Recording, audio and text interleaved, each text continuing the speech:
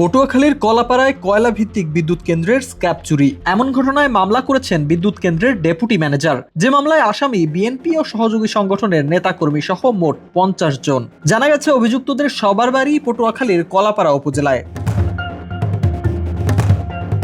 তালিকায় রয়েছে ধানখালী ইউনিয়ন বিএনপির সাংগঠনিক সম্পাদক সহ অঙ্গ সংগঠনের 34 জনের নাম। চুরি হওয়া মালামালের মধ্যে রয়েছে তামার তার, লোহার যন্ত্র, স্টিলের পাত সহ বিভিন্ন ধরনের নির্মাণ সামগ্রী।